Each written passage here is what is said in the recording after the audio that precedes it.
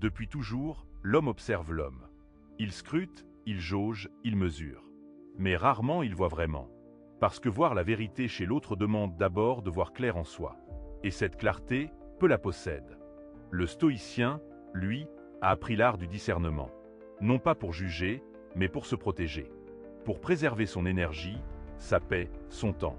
Car dans ce monde saturé de masques et de faux-semblants, savoir reconnaître l'envie et la fausseté n'est pas de la méfiance. C'est de la sagesse. L'envie, ce poison silencieux qui ronge les âmes faibles. Cette maladie de l'esprit qui transforme les sourires en grimaces et les compliments en poignards. Épictète disait que l'envieux souffre non seulement de ses propres maux, mais aussi des bonheurs d'autrui. Quelle tragédie! Vivre une vie où la réussite de ton voisin devient ta torture, où le bonheur des autres creuse ton propre malheur. Le stoïcien observe cette misère sans mépris. Il la comprend, mais il s'en éloigne. Tu as déjà ressenti cette étrangeté. Cette personne qui te félicite, mais dont les yeux racontent une autre histoire. Ces mots chaleureux qui sonnent creux. Ce sourire qui ne monte jamais jusqu'au regard. Ton instinct te dit quelque chose, mais ta raison hésite. Tu veux croire en la bonté. Tu veux faire confiance. Et c'est noble. Mais Marc Aurèle nous rappelle que la naïveté n'est pas une vertu quand elle devient une faiblesse. Protéger sa paix intérieure demande du discernement. Et ce discernement commence par l'observation. Il existe des signes que le stoïcien a appris à reconnaître. Des marqueurs invisibles pour celui qui vit dans le bruit, mais criants pour celui qui a cultivé le silence intérieur. Ces signes ne mentent jamais, car l'envie, aussi masquée soit-elle, finit toujours par se trahir. La fausseté, aussi habile soit-elle, laisse toujours des traces. Et aujourd'hui, tu vas apprendre à les voir. Non pas pour devenir cynique, mais pour devenir libre. Libre de choisir qui mérite ton énergie et qui ne mérite que ton indifférence bienveillante. Mon ami, comprends bien ceci. Ce que je vais te partager n'est pas un enseignement de méfiance. C'est un enseignement de lucidité. Le stoïcien n'est pas paranoïaque. Il est simplement éveillé. Il voit ce que les autres préfèrent ignorer. Il accepte la nature humaine dans toute sa complexité, avec ses lumières et ses ombres, avec ses élans de grandeur et ses abîmes de petitesse. Et dans cette acceptation, il trouve la liberté de choisir consciemment ses batailles, ses relations, ses investissements émotionnels. La première manière de reconnaître l'envie et la fausseté, c'est d'observer le silence qui suit tes victoires. Quand tu annonces une bonne nouvelle, une réussite, un accomplissement, observe les réactions. Le véritable ami se réjouit instantanément. Sa joie est pure, spontanée, sans calcul. Mais l'envieux, lui, marque un temps. Un silence imperceptible. Une fraction de seconde où son masque doit se remettre en place. Ses félicitations viennent, mais trop tard. Trop mesurées. Trop contrôlées. Sénèque écrivait que l'envie est incapable de célébrer autrui car chaque victoire étrangère lui rappelle ses propres échecs. Ce silence n'est pas un hasard. C'est le temps qu'il faut à la personne pour étouffer sa douleur et composer son visage. Le stoïcien ne juge pas ce silence. Il le note simplement. Il comprend que cette personne n'est pas mauvaise, elle est juste prisonnière de son ego blessé. Mais il comprend aussi qu'il ne peut pas nourrir une relation avec quelqu'un qui souffre de ses bonheurs. Tu ne remarques peut-être pas ces micro-silences. Tu es dans ta joie, dans ton élan. Mais ton subconscient, lui, enregistre tout. Cette gêne que tu ressens après avoir partagé ta victoire, ce n'est pas de la culpabilité. C'est ton instinct qui te dit que quelque chose ne va pas, écoute-le. Le stoïcien fait confiance à son intuition quand elle est guidée par l'observation et non par la peur. Ce silence a 1000 visages. Parfois c'est un regard qui se détourne. Parfois c'est un changement de sujet trop rapide. Parfois c'est un « ah bon » prononcé avec une intonation qui trahit la déception plutôt que l'étonnement joyeux. Tu connais ce ton. Tu l'as déjà entendu. C'est celui qui espérait secrètement que tu échouerais. Non pas parce qu'il te veut du mal activement, mais parce que ton succès lui renvoie l'image de son immobilisme. Marc Aurèle méditait souvent sur la nature humaine. Il écrivait dans ses pensées que les hommes sont faits les uns pour les autres, et pourtant ils passent leur temps à s'envier mutuellement. Quelle contradiction! Nous sommes des êtres sociaux qui ont besoin les uns des autres pour survivre et prospérer. Et en même temps, nous sommes capables de ressentir de la douleur face au bonheur d'autrui. Cette dualité n'est pas une fatalité. C'est un choix. Un choix entre vivre dans l'abondance de l'esprit ou dans la pénurie de l'ego. Celui qui se réjouit sincèrement de ta victoire vit dans l'abondance. Il comprend que ton succès n'enlève rien au sien. Que la réussite n'est pas une ressource limitée. Qu'il y a assez de lumière pour tout le monde. Mais celui qui souffre de ta victoire vit dans la pénurie. Il croit que si tu gagnes, il perd. Que le monde est un gâteau fixe et que ta part réduit la sienne. Cette mentalité de scarcité empoisonne tout. Elle transforme chaque relation en compétition, chaque conversation en combat silencieux. Le stoïcien observe ces deux types d'êtres. Et il fait un choix conscient. Il s'entoure de ceux qui vivent dans l'abondance, de ceux qui se réjouissent de voir quelqu'un s'élever, de ceux qui comprennent que ton ascension peut inspirer la leur. Ces personnes sont rares, mais elles existent. Et quand tu en trouves une, protège cette relation comme un trésor, car c'est exactement ce qu'elle est. Mais attention, ne confonds pas le silence de la surprise avec le silence de l'envie. Parfois, quelqu'un reste silencieux simplement parce qu'il est impressionné, parce qu'il ne trouve pas les mots, parce qu'il intègre l'information. Ce silence-là est différent. Il est suivi d'une vraie joie, d'une célébration authentique, d'un intérêt sincère pour connaître les détails de ton parcours. Le silence envieux, lui, est suivi de félicitations froides, rapides, mécaniques, puis d'un changement de sujet, comme si ta victoire était un fardeau conversationnel dont il fallait se débarrasser au plus vite. Apprends à faire la différence, parce que confondre les deux serait une injustice envers ceux qui t'aiment vraiment. Le stoïcisme n'est pas de la paranoïa, c'est du discernement. Et le discernement demande nuance et patience. Tu ne tires pas de conclusion hâtive après une seule interaction. Tu observes les patterns, les répétitions, les comportements qui se confirment dans le temps. C'est la répétition qui révèle le caractère. Un silence peut être un hasard. 10 silences sont une signature. La deuxième façon de reconnaître la fausseté, c'est d'observer comment les gens parlent des absents. Celui qui critique constamment ceux qui ne sont pas là te critiquera de la même manière quand tu seras parti. C'est une loi simple mais infaillible. Le faux ami est celui qui transforme chaque conversation en tribunal. Il juge, il condamne, il dénigre. Toujours sous couvert de confidence. Toujours avec un ton de vérité révélée. Mais le stoïcien voit clair. Il sait que celui qui ne peut pas honorer l'absent ne peut pas honorer le présent. Marc Aurèle passait ses soirées entouré de courtisans qui murmuraient des médisances. Et chaque soir, il se rappelait que ces mêmes hommes parleraient de lui ainsi dès qu'il tournerait le dos. Cette lucidité ne le rendait pas amer. Elle le rendait sage. Il choisissait ses confidents avec soin. Il écoutait tous, mais ne faisait confiance qu'à ceux dont la langue respectait l'absent. Quand quelqu'un te parle mal d'autrui, pose-toi cette question. Pourquoi me dit-il cela? Que espère-t-il gagner?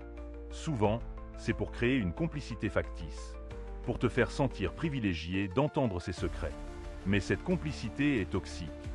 Elle repose sur la trahison. Et si tu participes à cette médisance, tu deviens complice de la fausseté. Le stoïcien refuse ce jeu.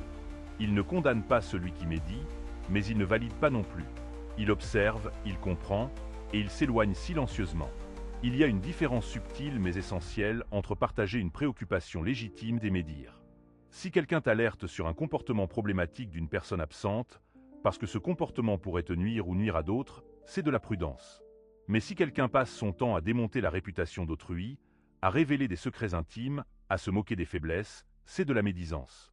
Et la médisance en dit toujours plus sur celui qui parle que sur celui dont on parle. Épictète enseignait à ses étudiantes une pratique simple. Quand quelqu'un venait lui parler d'un absent, il demandait toujours « As-tu d'abord parlé à cette personne directement ?» Cette question simple exposait instantanément la vraie nature de l'intention. Celui qui vient te parler d'un problème sans avoir d'abord tenté de le résoudre avec la personne concernée ne cherche pas une solution.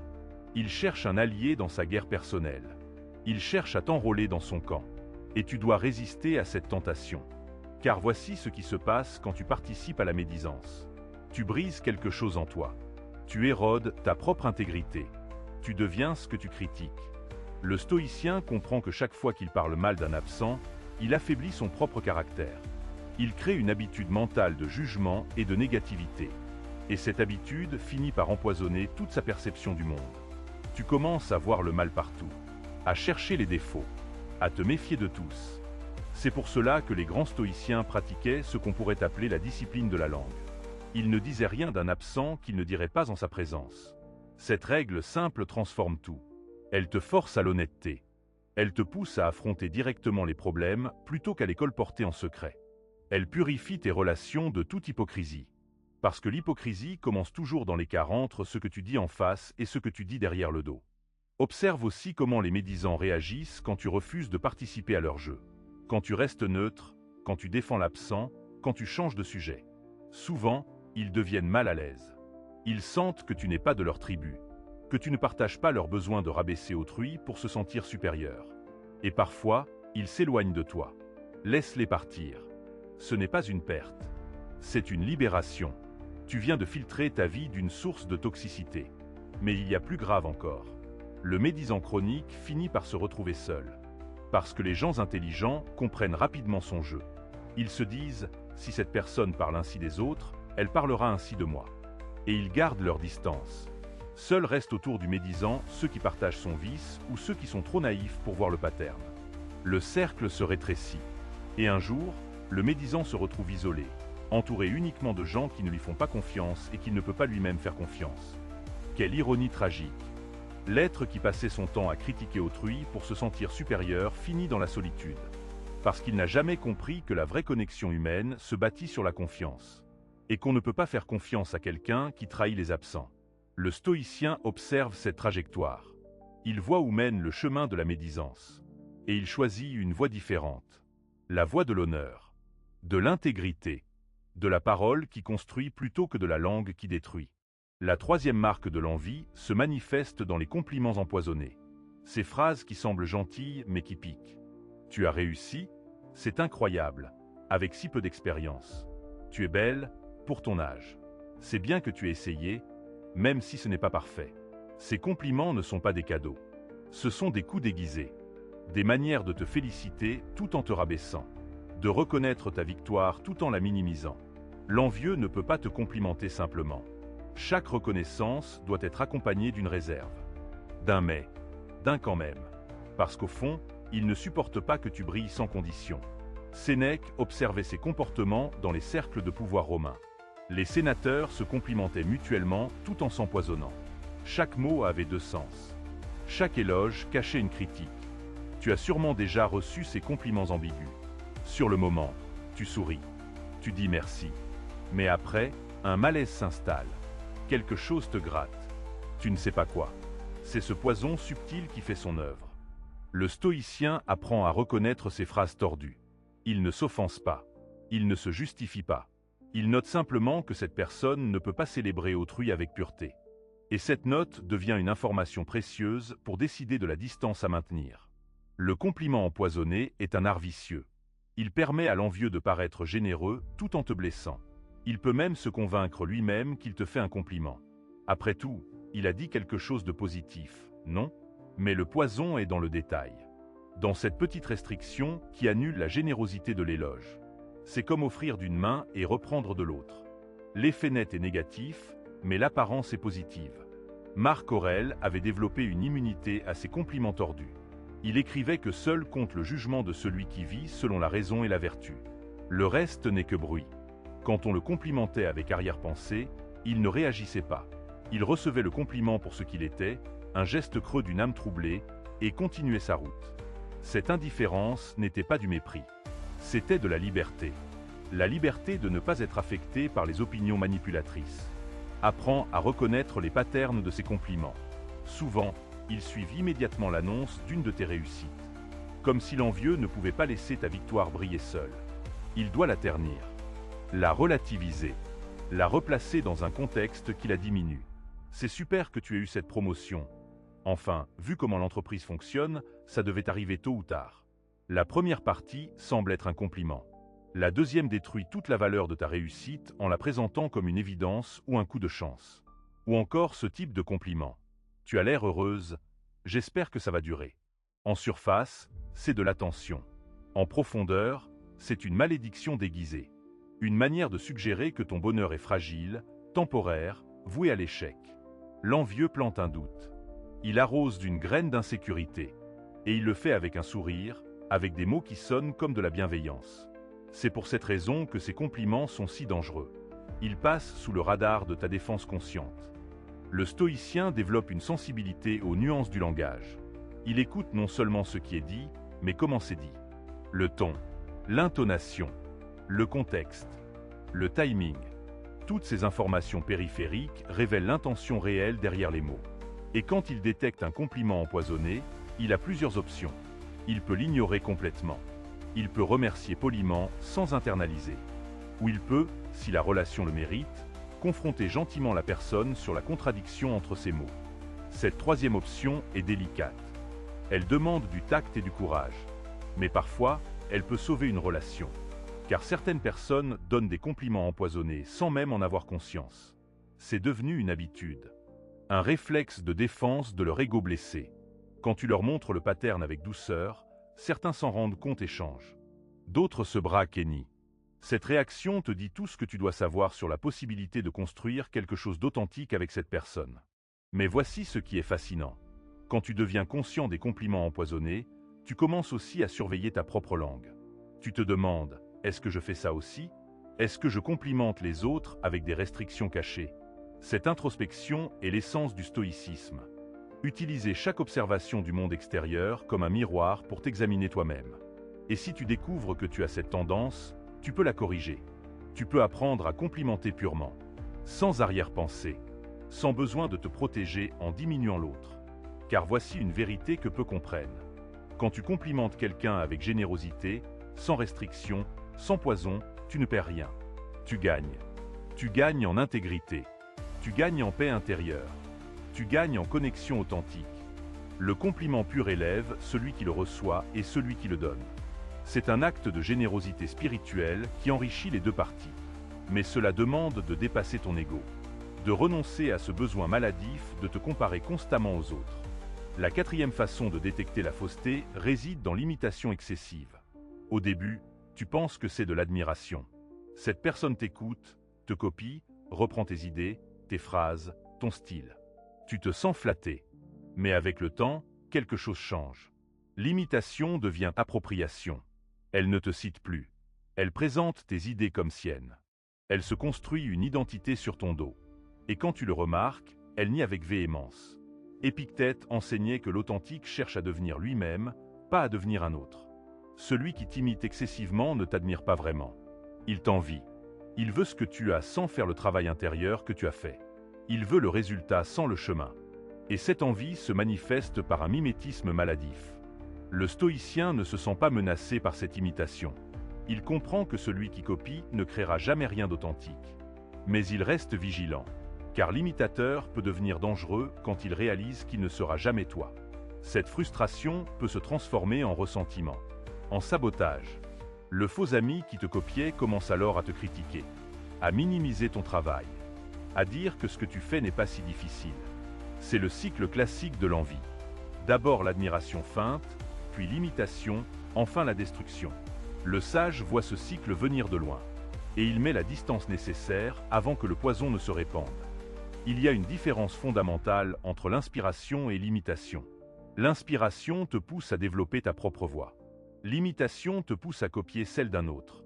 Quand quelqu'un est inspiré par toi, il prend certaines idées, les digère, les transforme à travers le prisme de sa propre expérience et produit quelque chose de nouveau. Quand quelqu'un t'imite, il copie-colle. Il reproduit. Il contrefait.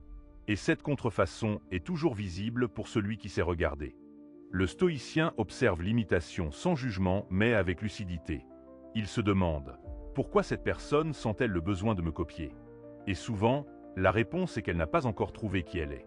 Elle cherche une identité à l'extérieur parce qu'elle n'a pas fait le travail intérieur de se découvrir elle-même. C'est triste plus que répréhensible. C'est une manifestation de vide intérieur. Un cri silencieux de quelqu'un qui ne sait pas qui il est et qui espère que devenir quelqu'un d'autre lui donnera cette réponse. Mais voici le paradoxe cruel de l'imitation. Plus tu copies quelqu'un d'autre, plus tu t'éloignes de toi-même.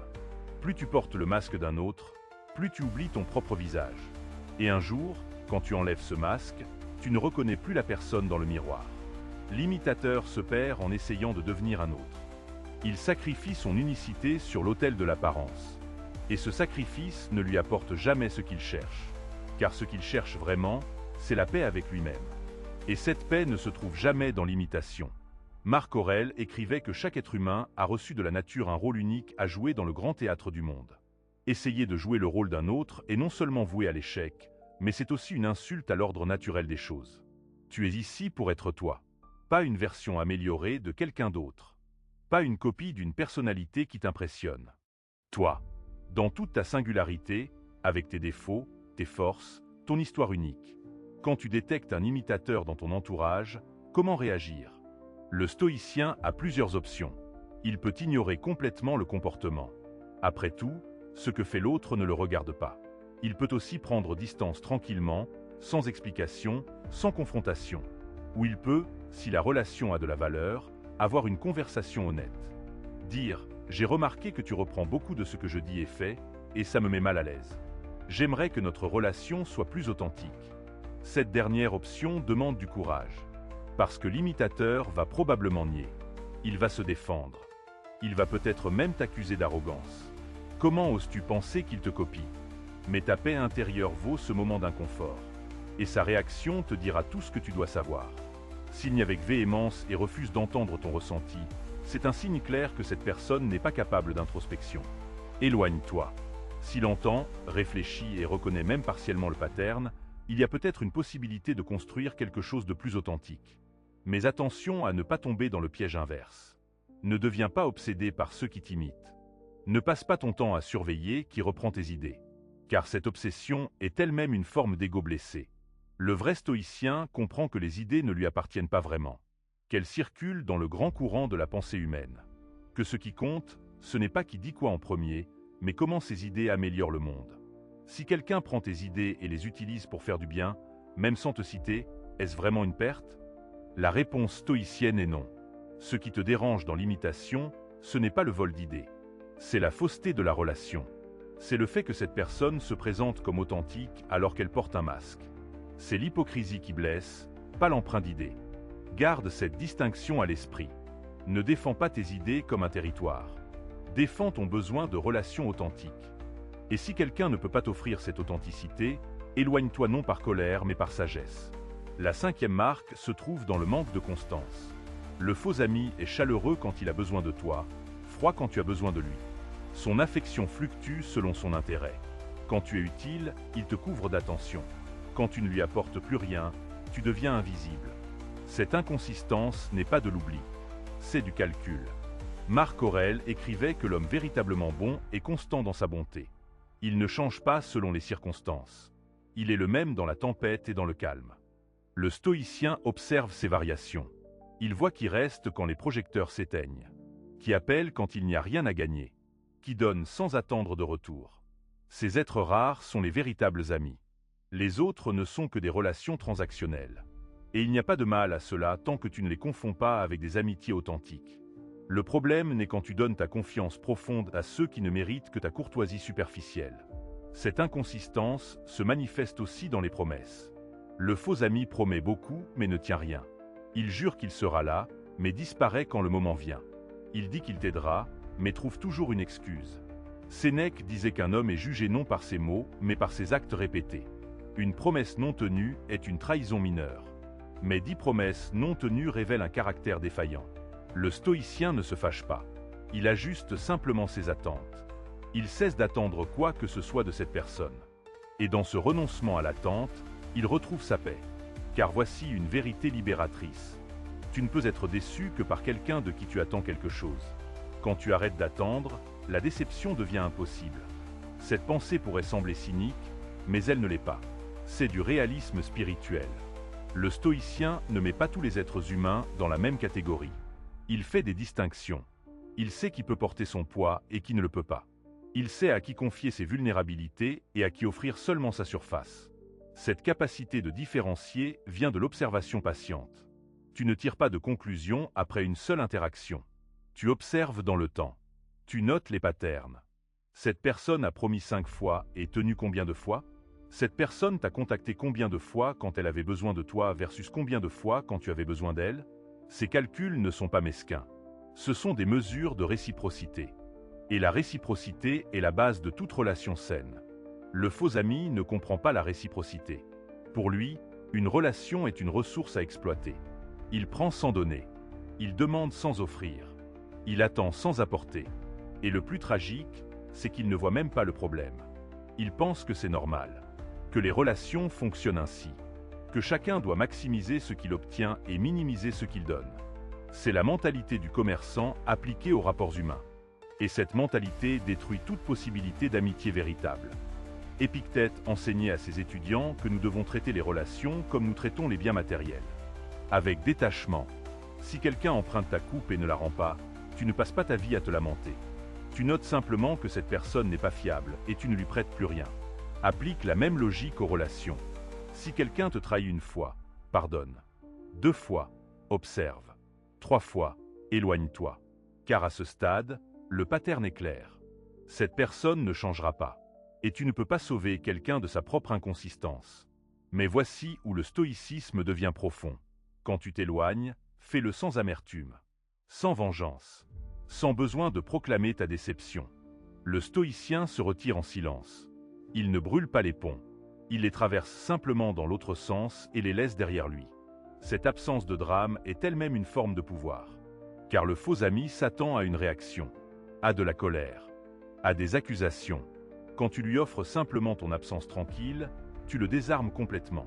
Et souvent, c'est seulement à ce moment-là qu'il réalise ce qu'il a perdu. Quand tu ne réponds plus à ses appels, quand tu n'es plus disponible, quand ton énergie s'est retirée de sa vie. Parfois, il revient. Il s'excuse. Il promet de changer. Le stoïcien écoute sans jugement, mais il observe. Car les mots sont bon marché.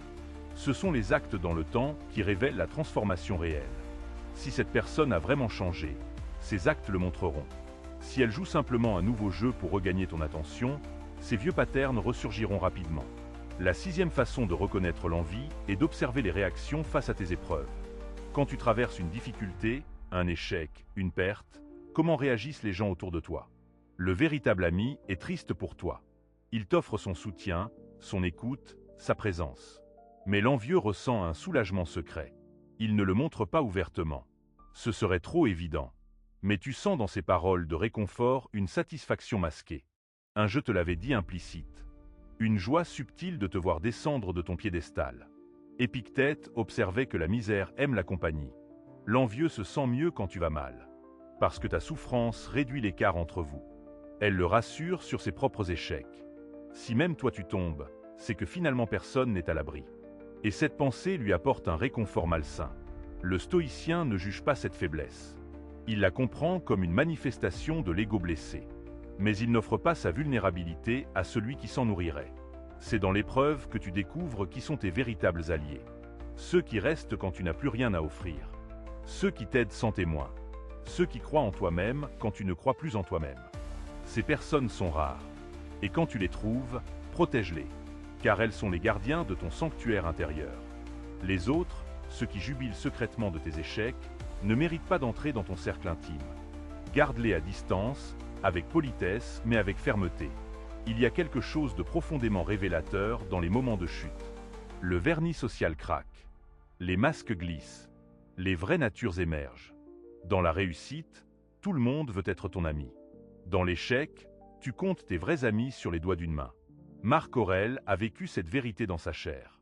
Empereur tout-puissant, adulé par des milliers. Mais il savait que si demain il perdait son trône, ces milliers deviendraient quelques-uns. Et même ces quelques-uns, il les testait mentalement. Qui resterait vraiment?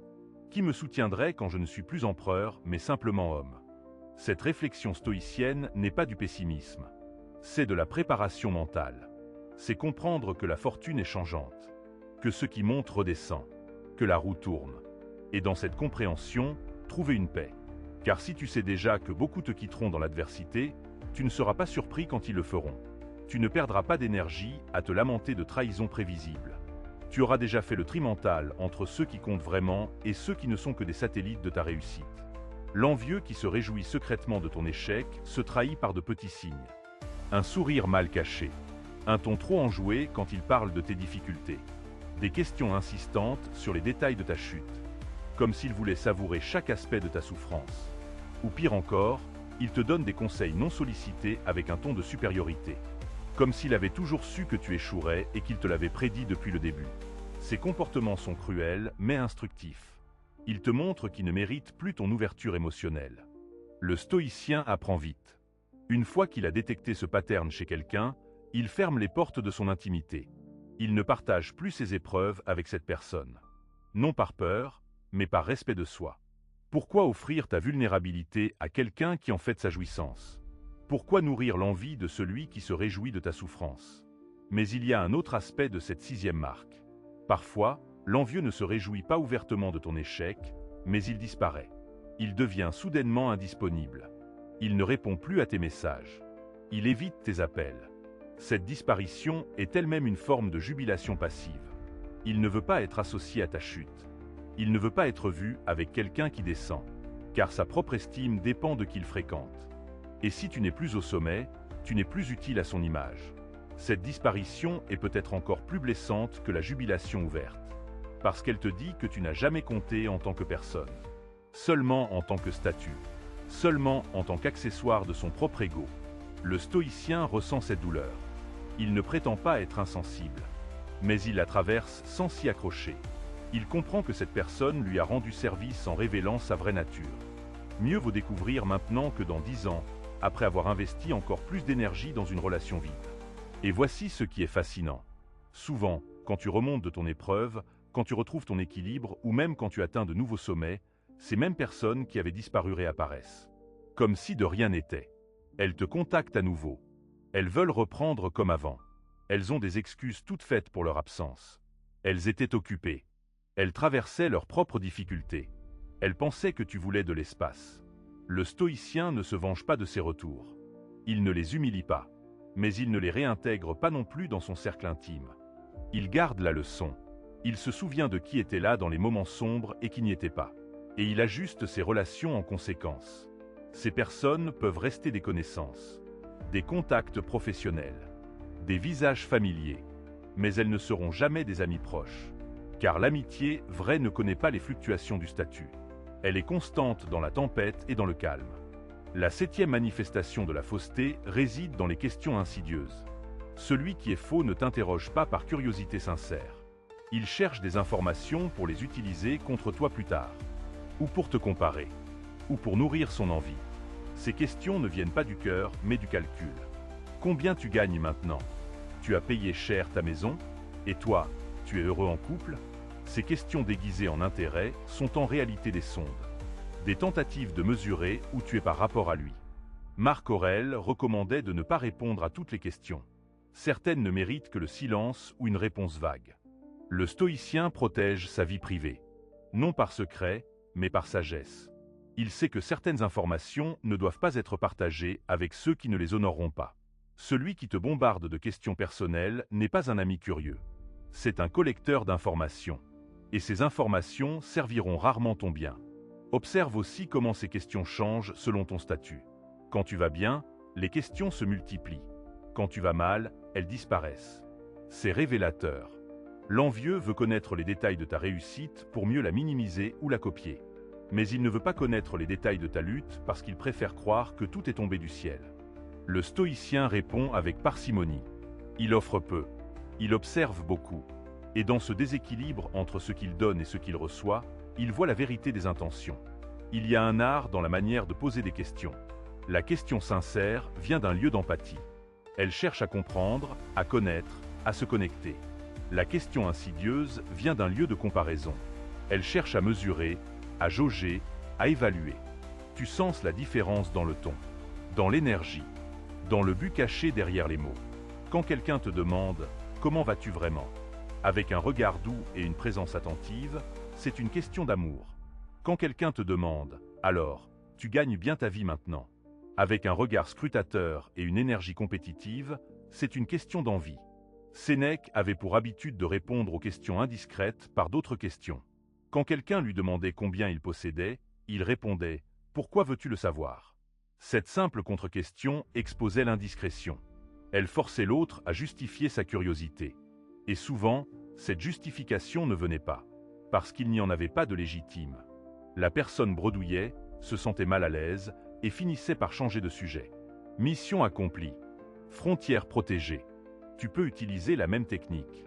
Quand quelqu'un te pose une question trop personnelle, trop intrusive, trop comparative, demande simplement « Pourquoi cette question ?» ou « Qu'est-ce qui te fait demander ça ?» Ces réponses ne sont pas agressives. Elles sont clarifiantes. Elles mettent la balle dans le camp de l'autre. Elles l'obligent à révéler son intention. Et selon sa réponse, Tu décides de partager ou non. La plupart du temps, l'envieux ne pourra pas justifier sa question de manière satisfaisante. Il dira quelque chose de vague comme « Oh, juste par curiosité » ou « Je me demandais, c'est tout ». Ces réponses creuses te confirment que tu ne dois rien partager. Réponds de manière tout aussi vague. Change de sujet. Ou souris et dis simplement « Je préfère garder ça privé ». Tu n'as pas besoin de t'expliquer. Tu n'as pas besoin de te justifier. Ta vie privée t'appartient.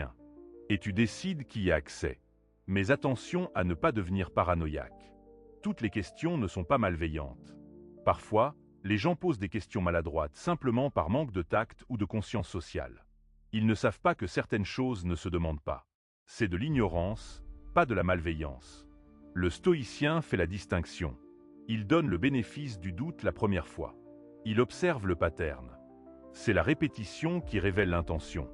Si après plusieurs signaux subtils la personne continue de poser des questions intrusives, alors le pattern est clair. Ce n'est plus de l'ignorance. C'est du manque de respect. Et le respect des frontières est non négociable pour le stoïcien. Pas par rigidité, mais par nécessité. Tes frontières protègent ton énergie. Elles préservent ta paix intérieure.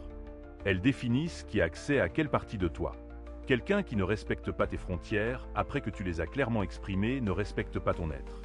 Et tu ne peux pas construire une relation authentique avec quelqu'un qui ne te respecte pas. La 8e marque de l'envie se cache dans la compétition non sollicitée. Tu partages quelque chose de ta vie, une joie, un projet, une expérience. Et immédiatement, l'autre surenchérit. Il a fait mieux, plus grand, plus impressionnant. Chaque conversation devient un concours que tu n'as jamais demandé. Tu dis que tu as couru 5 km, il en a couru 10. Tu parles d'un livre que tu as lu, il en a lu 20. Tu mentionnes un voyage, il a visité un endroit plus exotique. Cette compétition constante n'est pas de l'enthousiasme partagé. C'est de l'envie déguisée. L'envieux ne peut pas te laisser avoir ton moment. Il doit toujours ramener l'attention sur lui. Il doit prouver qu'il est supérieur. Sénèque disait que celui qui a besoin de prouver sa valeur ne la possède pas vraiment. La vraie grandeur est silencieuse. Elle n'a pas besoin de se comparer. Elle est simplement. Le stoïcien ne rentre pas dans cette compétition. Il ne surenchérit pas. Il écoute poliment, sourit et continue sa route. Il comprend que l'autre est prisonnier de son besoin de validation. Et il ne va pas nourrir cette prison en participant au jeu. Avec le temps, tu apprends à reconnaître ses compétiteurs chroniques. Et tu cesses de partager tes victoires avec eux. Non par peur, mais par respect pour ton énergie. Pourquoi offrir tes moments de joie à quelqu'un qui va les transformer en terrain de bataille? Cette compétition révèle une profonde insécurité. Celui qui doit toujours faire mieux que toi ne se sent jamais assez bien lui-même. Il mesure sa valeur par rapport aux autres plutôt que par rapport à ses propres standards. C'est une vie épuisante. Une course sans fin où la ligne d'arrivée recule à chaque fois qu'il croit l'atteindre. Parce que sa valeur dépend de sa position relative, jamais absolue. Il ne peut jamais se reposer. Il doit toujours surveiller qui fait quoi. Comparer, mesurer, se positionner. Marc Aurèle méditait sur cette folie. Il voyait les sénateurs se battre pour des titres, des positions, des honneurs. Chacun voulait être reconnu comme le plus grand orateur, le plus riche, le plus influent. Et cette bataille les consumait de l'intérieur. Ils passaient leur vie à courir après une reconnaissance qui ne les satisfaisait jamais. Car dès qu'ils atteignaient un niveau, un nouveau concurrent apparaissait. Une nouvelle référence se créait. Le jeu ne finissait jamais. Le stoïcien sort de ce jeu. Il décide que sa valeur ne se mesure pas par comparaison avec autrui. Elle se mesure par son alignement avec ses propres valeurs.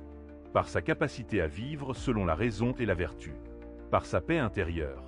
Ces critères sont internes. Personne d'autre ne peut les influencer. Tu n'as plus besoin d'être meilleur que ton voisin. Tu as juste besoin d'être meilleur que tu étais hier. Cette simple redéfinition du succès libère une énergie immense. Quand tu rencontres un compétiteur chronique, tu peux faire plusieurs choses.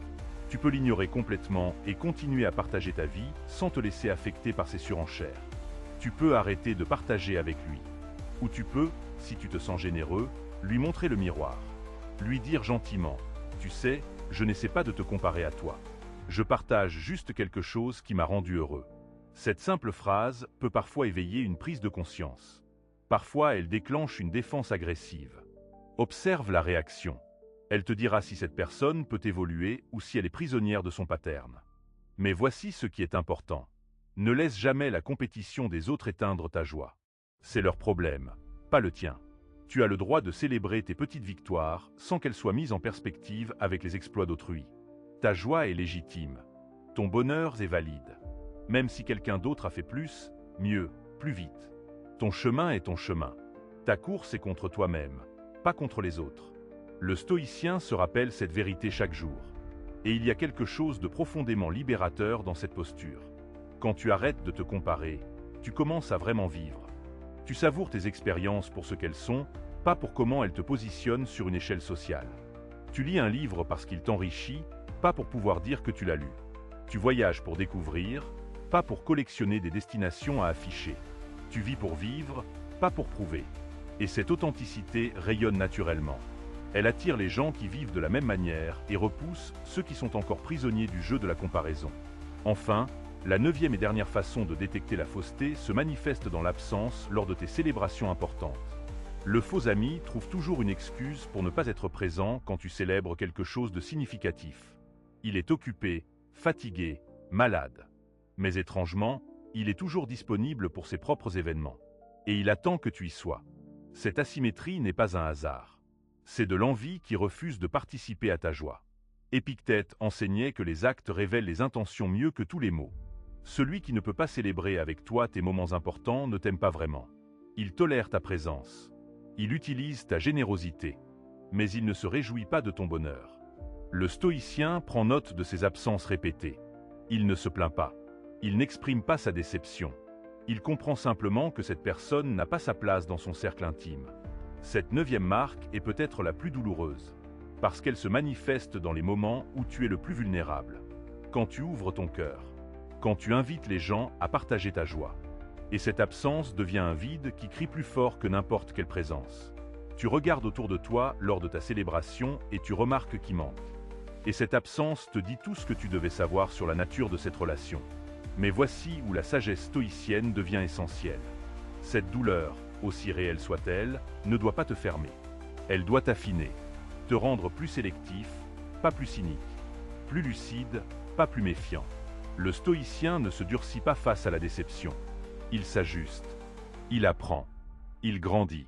Il comprend que chaque trahison, chaque absence, chaque marque d'envie est une leçon. Une opportunité de mieux comprendre la nature humaine et de mieux protéger sa paix intérieure. Marc Aurèle a vécu des trahisons profondes. Des amis proches qui ont comploté contre lui. Des généraux en qui il avait confiance qui ont tenté de le renverser. Des sénateurs qui souriaient à son visage et murmuraient des calomnies dans son dos. Il aurait pu devenir amer. Fermé. Paranoïaque. Mais il a choisi une autre voie. Il a choisi de voir ses expériences comme des tests de son caractère. Des opportunités de pratiquer le pardon sans naïveté. L'amour sans dépendance. La générosité sans attente. Cette voie n'est pas facile. Elle demande une discipline quotidienne. Un travail constant sur soi-même. Parce que la tentation de la rancune est forte. Quand quelqu'un te trahit, ton ego crie vengeance. Il veut que tu leur montres combien ils se sont trompés. Il veut que tu leur fasses payer leur absence, leur envie, leur fausseté. Mais le stoïcien sait que cette vengeance ne guérit rien. Elle ne fait que prolonger la souffrance. Elle te maintient lié à ceux dont tu veux te libérer. La vraie liberté vient du détachement. Tu notes l'absence. Tu en tires les conclusions appropriées. Tu ajustes tes relations. Et puis tu laisses aller. Tu ne portes pas cette blessure comme un trophée. Tu ne ressasses pas l'injustice. Tu ne racontes pas l'histoire à quiconque veut l'entendre. Tu digères l'expérience en silence. Tu extrais la leçon. Et tu continues ta route plus sage, plus fort, plus lucide. Cette capacité de transformer la douleur en sagesse est peut-être la compétence la plus importante du stoïcien. Parce que la vie t'apportera inévitablement des déceptions, des trahisons, des absences. Ce n'est pas une question de si, mais de quand. Et comment tu réagis à ces moments définis qui tu deviens. Tu peux devenir aigri, fermé, méfiant. Ou tu peux devenir sage, ouvert mais protégé, aimant mais lucide. Le choix t'appartient toujours. Sénèque disait que nous souffrons plus souvent dans notre imagination que dans la réalité. L'absence d'un faux ami à ta célébration n'est une tragédie que si tu la transformes en une.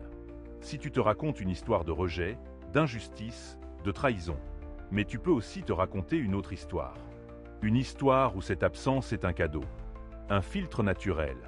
Une manière pour l'univers de te montrer qui mérite vraiment ta présence et qui ne la mérite pas. Dans cette deuxième histoire, tu ne perds rien. Tu gagnes en clarté. Tu découvres la vérité sur une relation avant d'y investir encore plus de temps et d'énergie. C'est une bénédiction déguisée. Une protection divine, si tu veux l'appeler ainsi. Ou simplement la sagesse de la vie qui se révèle. Le stoïcien choisit consciemment cette deuxième narration. Non pas par déni de la douleur, mais par respect de sa propre paix. Alors, mon ami, maintenant que tu connais ces 9 façons de reconnaître l'envie et la fausseté, que vas-tu faire de cette connaissance? Vas-tu devenir méfiant? Vas-tu fermer ton cœur? Vas-tu voir l'envie partout?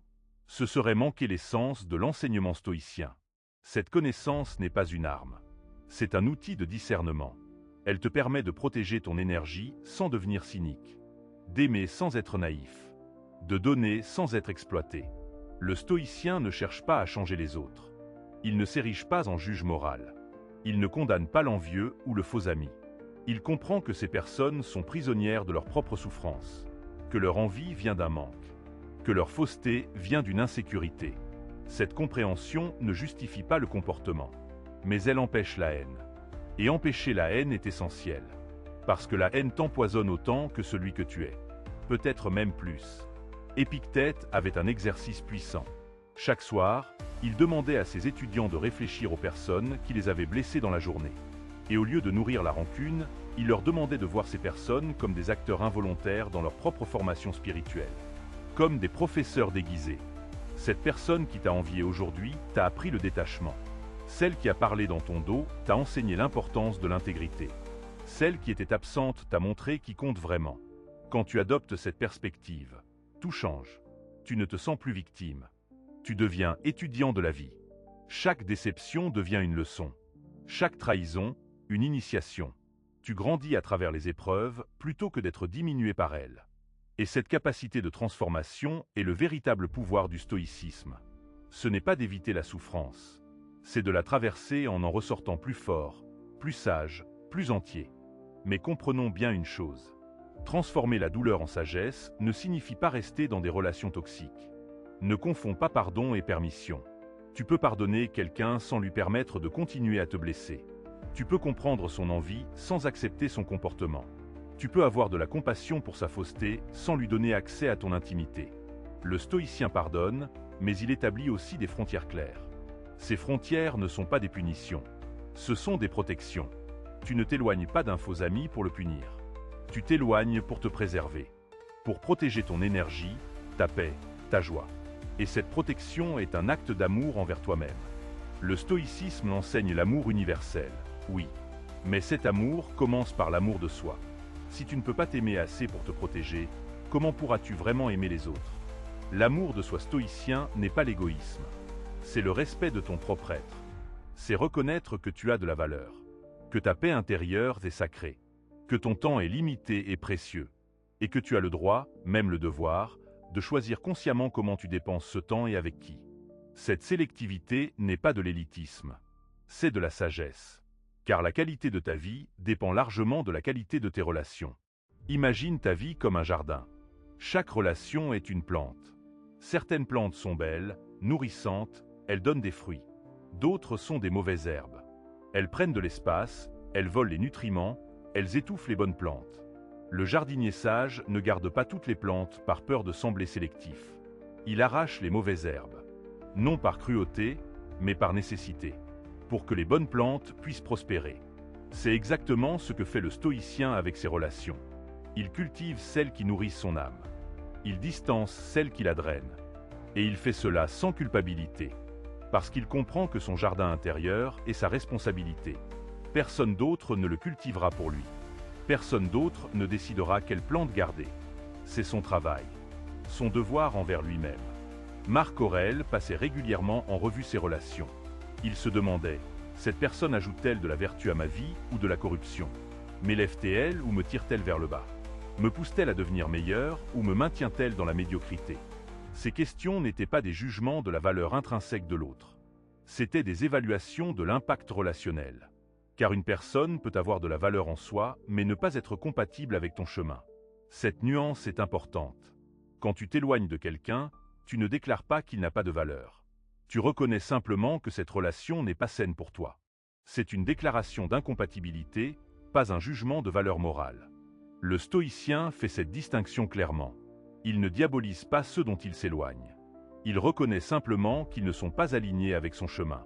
Et parfois, cette reconnaissance vient avec de la tristesse. Parce que tu peux aimer quelqu'un et reconnaître en même temps que cette relation te fait du mal. Tu peux apprécier quelqu'un et voir qu'il est empoisonné par l'envie. Tu peux avoir de l'affection pour quelqu'un et observer sa fausseté. Ces situations sont complexes. Elles ne sont pas noires ou blanches.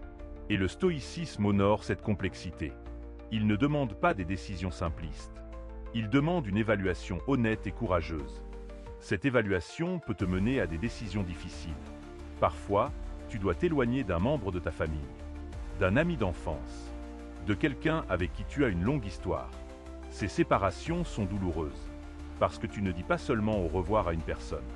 Tu dis au revoir à une partie de ton passé, à des souvenirs partagés, à une identité construite en partie autour de cette relation. C'est un deuil. Et comme tout deuil, il doit être honoré. Le stoïcien ne minimise pas cette douleur. Il la ressent pleinement, mais il ne la laisse pas le détourner de ce qu'il sait être juste. Car parfois, la chose la plus aimante que tu puisses faire, pour toi-même et pour l'autre, c'est de créer de la distance. Cette distance peut permettre à l'autre de voir son comportement, de grandir, de changer, ou peut-être pas. Mais ce n'est plus ta responsabilité. Ta responsabilité est de protéger ton propre jardin intérieur. Sénèque écrivait longuement sur l'art de choisir ses compagnons. Il disait que nous devenons comme ceux avec qui nous passons du temps.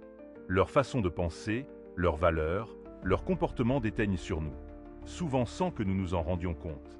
C'est pour cela que le choix de nos relations est l'une des décisions les plus importantes de notre vie. Plus importante peut-être que le choix de carrière. Plus importante que le choix de lieu de résidence. Parce que les gens autour de nous façonnent qui nous devenons. Si tu t'entoures d'envieux, tu risques de devenir envieux. Si tu fréquentes des menteurs, tu risques de banaliser le mensonge. Si tu passes du temps avec des gens faux, tu risques de perdre ton authenticité. Ce n'est pas de la faiblesse. C'est la nature humaine. Nous sommes des créatures sociales. Nous nous adaptons. Nous absorbons. Nous reflétons. Le stoïcien comprend cette dynamique. Et il choisit consciemment son environnement social. Il cherche la compagnie de ceux qui vivent selon la vertu, de ceux qui pratiquent l'honnêteté, de ceux qui cultivent la sagesse, de ceux qui peuvent se réjouir sincèrement de son bonheur. Ces personnes sont rares.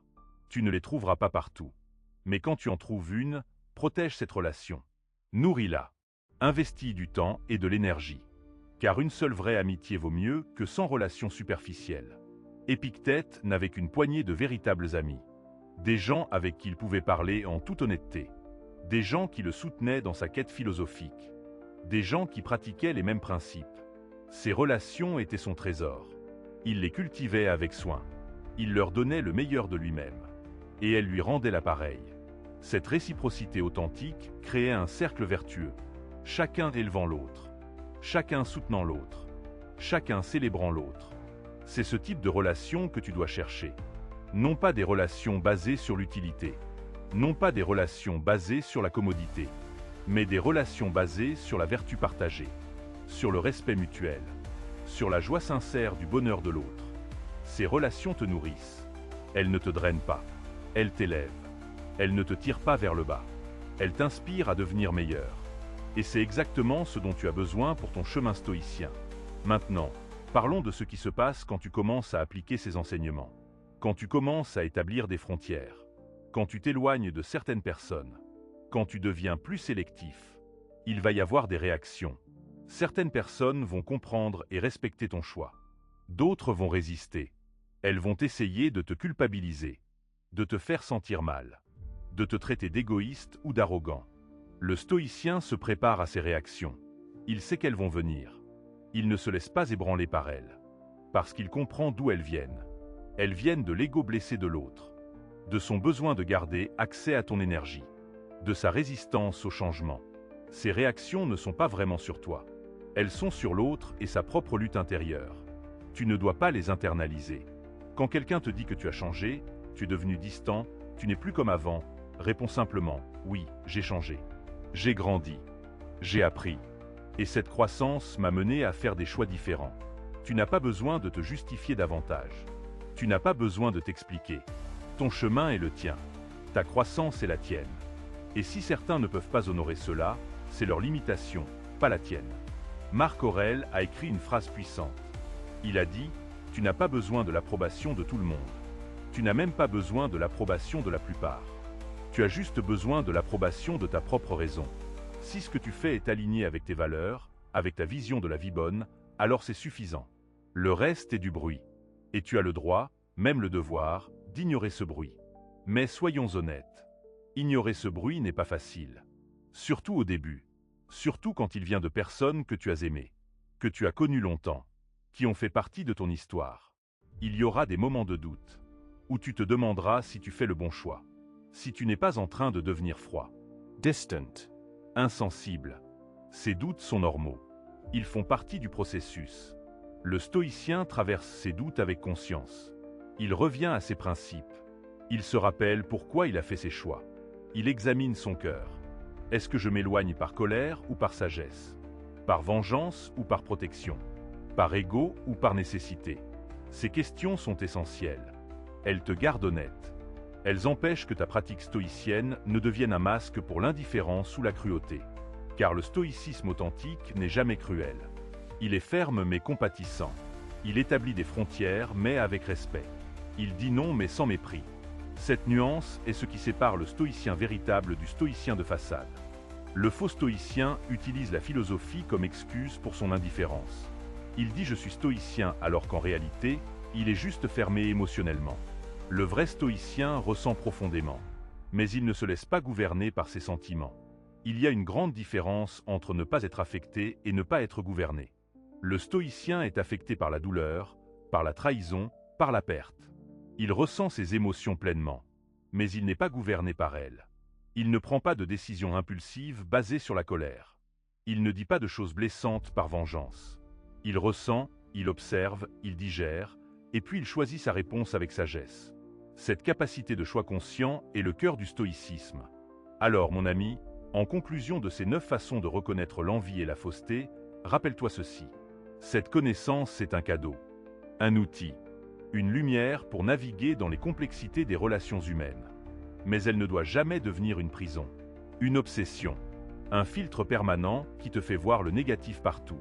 Utilise-la avec sagesse, applique-la avec discernement, et équilibre-la toujours avec la foi en la bonté fondamentale de l'humanité. Car malgré toute l'envie, toute la fausseté, toute la trahison qui existe dans le monde, il y a aussi de la beauté, de l'authenticité, de l'amour véritable. Il y a des gens qui se réjouissent sincèrement de ton bonheur, qui parlent bien de toi quand tu n'es pas là, qui te complimentent sans arrière-pensée, qui t'admirent sans t'envier, qui sont constants dans leur affection, qui répondent à tes questions avec curiosité sincère, qui célèbrent avec toi sans compétition, qui sont présents lors de tes moments importants. Ces personnes existent. Cherche-les, reconnais-les, honore-les, et deviens une de ces personnes pour les autres. Car c'est là le véritable enseignement stoïcien. Ne te contente pas de te protéger de l'envie et de la fausseté. Deviens un exemple de générosité et d'authenticité. Sois la personne qui se réjouit sincèrement du bonheur d'autrui, qui parle avec respect des absents, qui donne des compliments purs, qui inspire sans copier, qui est constant dans son affection, qui répond avec curiosité sincère, qui célèbre sans compétition, qui est présent lors des moments importants. Quand tu deviens cette personne, tu attires naturellement d'autres personnes similaires. Comme attire comme. La vertu attire la vertu. L'authenticité attire l'authenticité. Tu n'as plus besoin de filtrer autant, parce que ton propre être devient un filtre naturel. Ceux qui ne résonnent pas avec ta fréquence s'éloignent d'eux-mêmes. Ceux qui résonnent se rapprochent. Et tranquillement, sans effort forcé, ton cercle se purifie. Cette purification n'est pas un événement unique. C'est un processus continu. Toute ta vie, tu rencontreras de nouvelles personnes. Tu devras évaluer, discerner, choisir. Et parfois, tu te tromperas. Tu donneras ta confiance à quelqu'un qui ne la mérite pas. Tu ignoreras quelqu'un qui aurait pu être un véritable ami. C'est inévitable. Tu es humain. Le stoïcien accepte cette faillibilité. Il ne vise pas la perfection. Il vise le progrès. Chaque erreur de jugement est une leçon. Chaque relation toxique que tu as tolérée trop longtemps t'apprend où mettre tes frontières. Chaque trahison t'enseigne à mieux lire les signes. Tu deviens plus sage avec le temps, plus habile, plus lucide. Et cette sagesse accumulée devient ton trésor. Un trésor que personne ne peut te voler. Une richesse intérieure qui t'accompagne toute ta vie. Marc Aurèle, à la fin de sa vie, après avoir navigué à travers les intrigues de la cour, les trahisons politiques, les guerres et les conspirations, écrivait avec une paix profonde. Il avait tout vu, tout vécu. Et pourtant, il gardait sa foi en l'humanité, son amour pour les hommes, sa compassion pour leurs faiblesses. Cette capacité de traverser l'obscurité sans perdre sa lumière est le test ultime du stoïcien. Tu n'es pas appelé à devenir cynique. Tu es appelé à devenir sage. Tu n'es pas appelé à haïr l'humanité.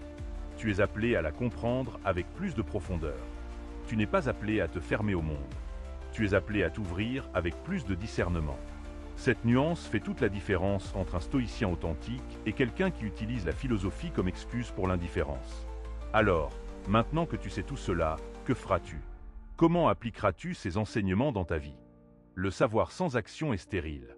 Le stoïcisme n'est pas une philosophie de bibliothèque. C'est une philosophie de vie. Une pratique quotidienne. Un entraînement constant. Chaque jour, tu auras des opportunités d'appliquer ces principes. Des personnes à évaluer.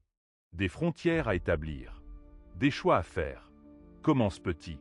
Ne bouleverse pas toute ta vie d'un coup. Observe d'abord. Prends note mentalement des patterns. Qui se réjouit vraiment de tes victoires? Qui te soutient vraiment dans tes épreuves? Qui parle de toi avec respect? Qui t'offre des compliments purs? Qui est authentique plutôt qu'imitateur? Qui est constant? Qui respecte tes frontières? Qui ne te fait pas compétition? Qui est présent lors de tes moments importants? Fais cet inventaire honnête. Et puis, tranquillement, commence à ajuster. Investis plus de temps avec ceux qui passent le test. Réduis ton temps avec ceux qui échouent. Fais-le graduellement, sans drame, sans annonce, juste par tes choix quotidiens. Qui tu appelles? À qui tu confies tes joies et tes peines? Avec qui tu passes tes moments libres? Ces petits choix accumulés transforment ta vie. Et rappelle-toi, ce processus n'est pas cruel. Ce n'est pas un jugement. C'est de l'intendance. De la gestion sage de ta ressource la plus précieuse. Ton temps et ton énergie. Tu as un nombre limité de jours sur cette terre. Un nombre limité d'heures dans chaque jour. Comment vas-tu les dépenser? Avec qui vas-tu les partager? Ces questions ne sont pas triviales. Elles définissent littéralement ta vie. Le stoïcien comprend l'urgence de ces questions. Non pas une urgence anxieuse, mais une urgence lucide. Il sait que la mort viendra, que le temps passe, que chaque moment est précieux. Et cette conscience de la mortalité ne le rend pas morbide. Elle le rend vivant, présent, intentionnel. Il ne gaspille plus son temps en relations vides. Il ne sacrifie plus sa paix sur l'autel de la politesse sociale. Il choisit consciemment où va son énergie. Et dans ce choix conscient, il trouve une liberté immense, une légèreté, une joie nouvelle. Car quand tu cesses de traîner le poids de relations toxiques, tu deviens plus léger. Ton esprit se clarifie, ton cœur s'ouvre. Tu as plus d'énergie pour ce qui compte vraiment, pour tes passions, pour ta croissance, pour les relations authentiques, pour ta contribution au monde. Cette libération d'énergie est l'un des cadeaux les plus précieux de la pratique stoïcienne. Alors, mon ami, voici mon invitation finale. Prends ces enseignements, digère-les, intègre-les, pratique-les, mais fais-le avec ton propre discernement. Le stoïcisme n'est pas une religion dogmatique. C'est une philosophie vivante, adaptable, personnalisable. Prends ce qui résonne avec toi. Laisse ce qui ne résonne pas, expérimente. Observe les résultats. Ajuste. Continues. Et surtout, sois patient avec toi-même. Tu ne deviendras pas un sage stoïcien du jour au lendemain. C'est le travail d'une vie. Marc Aurèle, Sénèque, Épictète, ils ont tous passé des décennies à perfectionner leur pratique. Et même eux reconnaissaient qu'ils n'étaient jamais arrivés, qu'ils étaient toujours en chemin. C'est la beauté du stoïcisme. Ce n'est pas une destination, c'est un voyage. Et chaque pas sur ce chemin t'apporte plus de paix, plus de clarté, plus de liberté. Tu n'es plus esclave de l'opinion d'autrui. Tu n'es plus prisonnier de l'envie qui t'entoure. Tu n'es plus vulnérable à la fausseté. Non pas parce que tu es devenu dur ou insensible, mais parce que tu as construit une forteresse intérieure. Un sanctuaire que rien ni personne ne peut envahir. Et depuis ce sanctuaire, tu peux aimer le monde sans en être esclave. Tu peux donner sans t'épuiser. Tu peux vivre pleinement sans dépendre. C'est cela, mon ami, la promesse du stoïcisme. Non pas une vie sans douleur, non pas une vie sans défi, mais une vie où tu restes maître de toi-même, quelles que soient les circonstances. Une vie où ta paix ne dépend pas du comportement des autres. Une vie où ta joie vient de l'intérieur et non de l'extérieur. Le stoïcisme n'est pas pour les faibles. Il est pour les courageux. Pour ceux qui osent regarder la vie en face. Sans illusion, mais sans désespoir. Avec lucidité, mais avec amour. Avec fermeté, mais avec compassion. Si tu es ici, si tu as lu jusqu'ici, c'est que quelque chose en toi cherche cette voie. Honore cet appel. Suis-le. Vois où il te mène. Je te promets que tu ne le regretteras pas. Car chaque pas sur le chemin stoïcien est un pas vers ta vraie nature. Vers qui tu es vraiment quand tu enlèves tous les masques, toutes les peurs, toutes les dépendances. Et cette personne, ton vrai toi, est magnifique, puissante, libre. Elle a toujours été là, sous les couches de conditionnement social, de blessures non guéries, de peurs héritées. Le stoïcisme ne crée pas cette personne. Il la révèle. Il enlève ce qui n'est pas toi pour que tu puisses enfin être toi. C'est un processus de soustraction plus que d'addition. Tu n'as rien à devenir. Tu as juste à te rappeler qui tu as toujours été. Voilà, mon ami.